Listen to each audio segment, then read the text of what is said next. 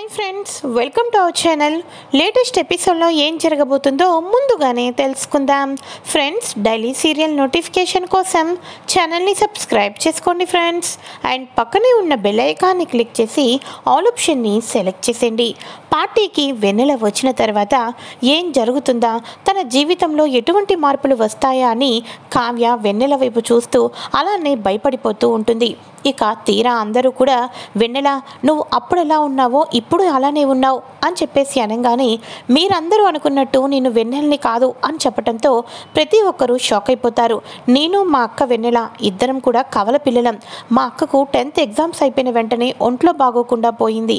ఆ తర్వాత కొద్ది రోజులకే మా అక్క అని చెప్పేసి ఫోటో తీసుకొని వచ్చి దండ వేసి అందరికీ సమాధానం అయితే చెప్తుంది. అందరూ కూడా అయ్యో, వెన్నెల 10th క్లాస్ ఎగ్జామ్స్ అయిపోయిన వెంటనే చనిపోయిందా అని చెప్పేసి తన 10th క్లాస్ బ్యాచ్ అందరూ కూడా బాధపడుతూ కన్నీళ్లు పెట్టుకుంటూ ఉంటారు. అయితే ఇది ఇలా ఉండగా కళావతి ఏడ్చుకుంటూ బయటకు వెళ్ళిపోతుంది కదా. ఈ లోపల శ్వేత వచ్చి, కావ్య ఏమైంది, అలా ఒంటరిదానిగా బయటకు వచ్చి ఏడుస్తున్నావేంటి అని అనగానే శ్వేతని అమాంతం హక్ చేసుకొని, శ్వేత, ఈ రోజుతో నా జీవితం ఏమైపోతుందేమో అనుకున్నాను. చాలా కంగారు పడిపోయాను. బాబుకు కన్న తల్లి వెన్నెల అని అనుకున్నాను. కానీ 10 ఏళ్ల క్రితమే చనిపోయిన వెన్నెల ఇక ఈ బిడ్డకు తల్లి ఎవరు? తండ్రి నా భర్త కాదు. అబద్ధాలు చెప్తున్నారు. ఆయన ఏదో విషయాన్ని కప్పిపుచ్చటం కోసం ఈ రకంగా నిందను తన మీద వేసుకుంటున్నారు. అధికారాన్ని పోయి, అంతేకాకుండా ఇంట్లో ఉన్న ఆదరణ తొలగిపోయినా ఏదో దానికోసమే ఈయన అడ్డుపడుతున్నారు. అదేంటో నేను తెలుసుకోవాలి. నా భర్త తప్పు చేశాడని కుటుంబం అంతా వేలెత్తి చూపిస్తున్నా నా మనసు మాత్రం దానికి అంగీకరించలేదు. ఏదో ఒక మూల నా భర్త తప్పు చేయడన్న నమ్మకం నాకు ఈరోజు నిలబెట్టింది. నాకు చాలా సంతోషంగా ఉంది శ్వేత, నాకు చాలా సంతోషంగా ఉంది. నా భర్త ఏ తప్పు చేయలేదు అని అనగానే, సరే అయితే ఈ ప్రోగ్రాం అంతా మనం కావాలని కండక్ట్ చేశామని రాజ్కి అసలు తెలియకోకూడదు. ముందు అసలు ఆ బిడ్డని ఎందుకు తీసుకుని వచ్చినట్టో అవన్నీ తెలుసుకుందాం పదండి అని చెప్పేసి కావ్యని తీసుకొని శ్వేత అయితే లోపలికైతే వెళ్ళిపోతుంది. ఆ తర్వాత అందరూ కూడా మాట్లాడుకుంటూ ఉంటారు. ఆ తర్వాత అందరూ కూడా కలిసి డిన్నర్ అయితే చేస్తూ ఉంటారు. ఇక వెన్నెల సిస్టర్కి అయితే మీరైనా జాగ్రత్తగా ఉండండి, హెల్త్ జాగ్రత్త అని చెప్పేసి అందరూ కూడా సజెషన్స్ ఇస్తూ ఉంటారు. ఇలా వన్ బై వన్ చాలా సంవత్సరాల తర్వాత ఇలా అందరం కూడా గెట్ టుగెదర్లో కలుసుకోవటం చాలా సంతోషంగా ఉంది. మళ్ళీ చిన్ననాటి జ్ఞాపకాలన్నీ గుర్తు తెచ్చుకున్నాం అని చెప్పేసి ఒక్కొక్కరు సెండ్ ఆఫ్ చెప్పుకుంటూ బాయ్ చెప్పుకుంటూ అక్కడి నుంచి వెళ్ళిపోతారు. ఇక వెంటనే కావ్య వచ్చేసేసి రాజుతో, ఈ బిడ్డకి వెన్నెల కన్న తల్లి అని చెప్పి అన్నారు. ఆ వెన్నెల 10 సంవత్సరాల క్రితమే చనిపోయింది. 10 సంవత్సరాల క్రితం చనిపోయిన వెన్నెల 4 నెలలు గల పిల్లోడికి ఎలా తల్లి అవుతుందండి? ఎలా తల్లి అవుతుంది? ఇప్పటికైనా నిజం చెప్పండి. ఇంట్లో ఉన్న వాళ్ళందరూ మీ మీద బురద జల్లే ప్రయత్నాలు చేస్తున్నారు. కాబట్టి నిజం చెప్పి అందరి నోర్లో మూయించండి. మీ ఇంతవరకు ఎలా అయితే అధికారంతో ఎలా అయితే ఉండేవాళ్ళో నా భర్తను నేను మళ్ళీ అలానే చూడాలి అనుకుంటున్నాను. చెయ్యని తప్పుకి శిక్ష అనుభవిస్తున్నారు ఎందుకండి అని చెప్పి అనగానే, నీకు అర్థమైంది కదా కళావతి, నేను చెప్పలేదు అంటే చెప్పను అంతే.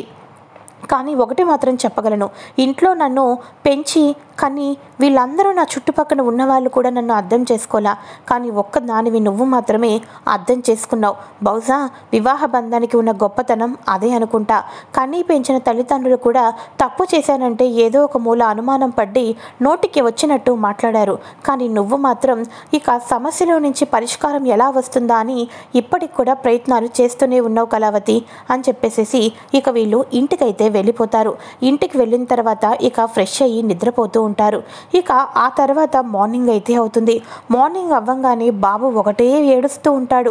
ఏంటి బాబు ఏడుస్తున్నాడని నిద్ర పట్టుకోకుండా కళావతి బాబుని అయితే కిందకి తీసుకొని వస్తూ ఉంటుంది. రాజ్ కూడా బాబుని కోసం కిందకి వస్తూ ఉంటాడు.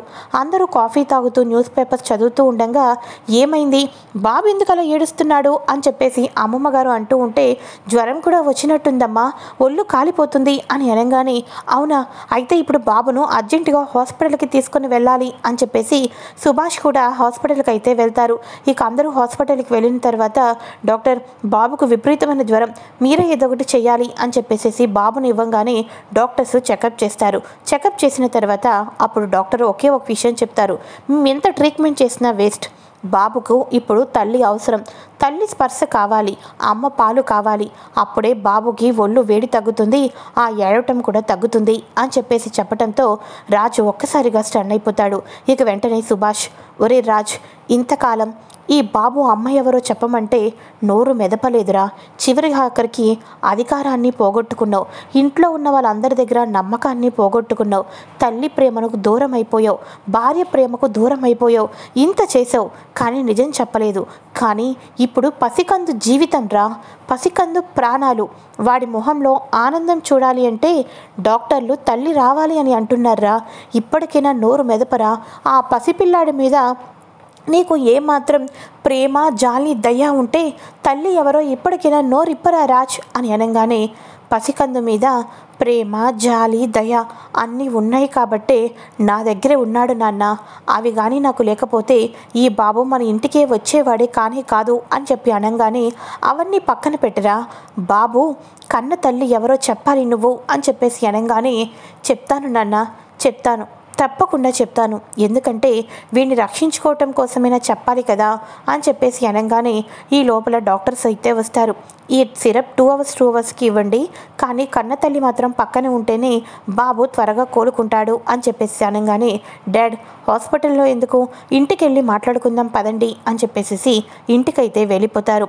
ఇంతలో అమ్మమ్మ గారు, నాన్న రాజ్, బాబుకు జ్వరం తగ్గిందా, డాక్టర్స్ ఏమన్నారు అని అనగానే అప్పుడు సుభాష్ అంటూ ఉంటాడు, మనం ఎంత ఎక్కువ ట్రీట్మెంట్ చేపించినా, మన ఇంట్లో ఎంతమంది బాబును జ్వరం తగ్గిపోరని కోలుకున్నా తగ్గదంట, బాబుకి కన్న తల్లి రావాల్సిందేనంట, కన్న తల్లి స్పర్శ తగిలితేనే బాబు జ్వరం తగ్గుతుందని డాక్టర్లు చెప్పారు అని అనగానే, ఇంతలో రుద్రాని, తస్సదియా, ఇది కదా కావాల్సిన మ్యాటర్, రాజ్ ఇప్పటికైనా చెప్పరా, బాబు కన్న తల్లి ఎవరో చెప్పు, పోనీ కళావతి మూటాముళ్ళు సర్దుకొని తన పుట్టింటికి వెళ్ళిపోతుంది, ఆ అమ్మాయిని ఎవరో ఇంటికి తీసుకొని వచ్చేసారా రాజ్, పాపం బాబు ఎంతగా ఏడుస్తున్నాడో అని చెప్పేసి అనగానే, అలాగే అత్త, అలాగే, తప్పకుండా బిడ్డను ఇంటికి తీసుకొని వచ్చాను కదా, తల్లిని కూడా ఇంటికి తీసుకొని వస్తాను, కానీ తల్లిని నేను ఇంటికి తీసుకొని రావాలి అంటే అంతా నీ చేతుల్లోనే ఉందత్తా అని అనగానే అంతా షాక్ అయిపోతారు.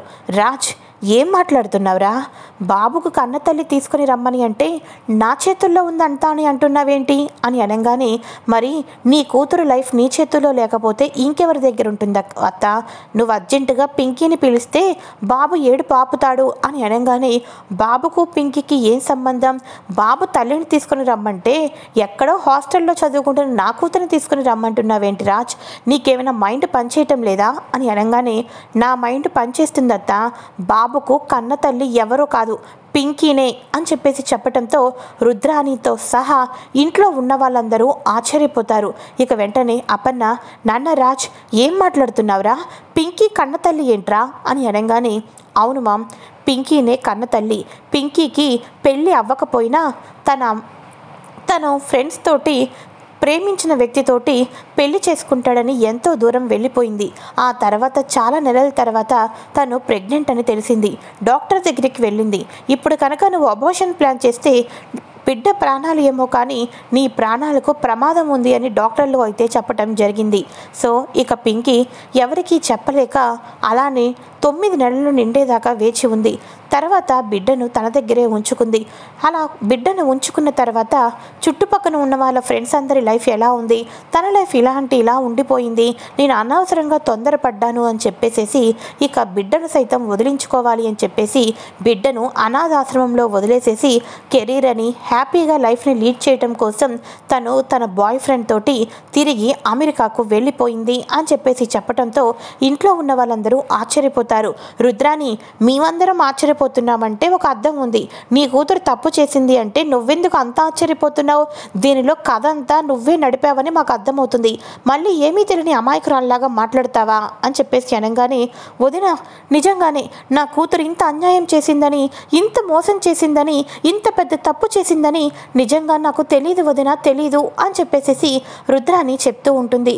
ఇందులో నీ నమ్మకం, నీ చెయ్యి హస్తం కూడా ఉందని తెలిస్తే నీకు ఈ ఇంట్లో చోటు ఉండదు రుద్రాని అని చెప్పేసి అపర్ణదేవి అయితే రుద్రానికి వార్నింగ్ ఇస్తూ ఉంటుంది. ఇక వెంటనే అమ్మమ్మ గారు, నాన్న రాజ్ నీకు ఇదంతా ఎలా తెలుసురా అని చెప్పేసి అనగానే, యాక్చువల్గా నేను ఎవ్రీ మంత్ వచ్చేసేసి అనాథాశ్రమానికి కొంత డొనేషన్ ఇస్తూ ఉంటాం కదా అమ్మమ్మ. అలానే ఒకసారి అనాథాశ్రమానికి డొనేషన్ ఇవ్వడానికి వెళ్ళాను.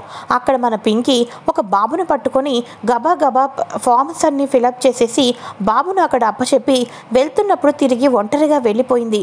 తీరా అన్ని కనుక్కుంటే ఇక అప్పుడు పింకీకి పుట్టిన బాబు అని తెలిసింది.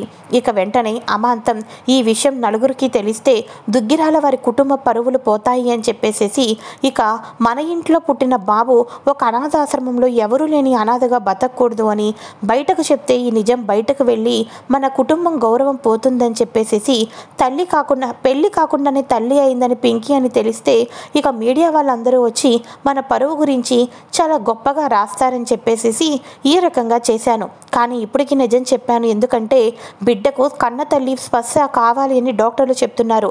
అందుకని పింకీని ఎక్కడున్నా రప్పించమని రుద్రాని అత్తకు చెప్దామని నిజాన్ని బయట పెట్టాను అని చెప్పేసి రాజ్ చెప్పంగానే ఇంట్లో ఉన్న వాళ్ళందరూ, నాన్న రాజ్, నువ్వు ఎప్పుడూ ఈ కుటుంబం గౌరవ ప్రతిష్టల గురించి ఆలోచిస్తూ ఉంటావురా. నీ అంత పెద్ద మనసు మా దగ్గర లేదురా. అందుకని నువ్వు తప్పు చేశావని అనగానే అందరూ నమ్మేసేసి నిన్ను నానా మాటలు అన్నాం. నీ ఇంటిలోనే ఈ వారసుడిని అయిన నిన్ను ఈ ఇంట్లో ఒక అతిథిగా చూశాం తప్ప ఒక వారసుడిలా చూడలేకపోయాం. మమ్మల్ని క్షమించరా నాన్న, క్షమించు అని చెప్పేసి ప్రతి ఒక్కరూ కూడా నువ్వు కుటుంబంలో పరువు గురించి ఆలోచిస్తున్నావు, ఈ ఇంట్లో వాళ్ళు పరువు తీసే కార్యక్రమాలు పెట్టుకున్నారు అని చెప్పేసి అపర్ణాదేవి రుద్రానికి చురుకులు అంటిస్తూ ఉంటుంది. మరోపక్క దానిలక్ష్మి, ఏమి దానిలక్ష్మి, రుద్రాని కూతురు తప్పు చేసింది అంటే నోరు పెగలటం లేదా? అదే నా కొడుకు తప్పు చేశాడని అనుకుంటే నోటికి ఇష్టం వచ్చినట్టు మాట్లాడి ఆస్తి పంపకాల దాకా వెళ్ళిపోయి కంపెనీలో వాటాల దాకా వెళ్ళిపోయావు. ఏం దానిలక్ష్మి, ఏ నా కొడుకు తప్పు చేయలేదని తెలిసిన తర్వాత నీ ముఖం ఎందుకు అలా మాడిపోయింది అని అనగానే, ఇది మరీ బాగుందక్క, నీ కొడుకు తప్పు చేశాడంటే నువ్వే ఇష్టం వచ్చినట్టు మాట్లాడావు. ఇప్పుడు నేనెందుకు మధ్యలో మాట్లాడతాను? నువ్వేదైనా అనాల్సి వస్తే రుద్రాని అని అడుగు, అంతే తప్ప నేను ఎవరు తప్పు చేశారంటే వాళ్ళకి నేను ఇక వార్నింగ్ అనేది ఇస్తాను అని చెప్పేసి దానిలక్ష్మి కూడా అంటూ ఉంటుంది. సరే అయితే ఇవన్నీ పక్కన పెట్టండి. రాజు ఫస్ట్ నుంచి ఇప్పటిదాకా కుటుంబం కోసం, కంపెనీ కోసం ఎంత బాగా చేశాడో అందరికీ తెలిసిందే.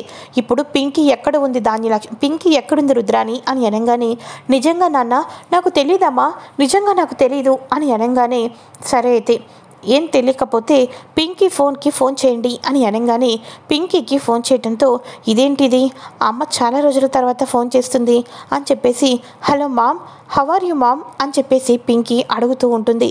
ఇంట్లో ఉన్న వాళ్ళందరూ ఆశ్చర్యపోతూ ఉంటారు.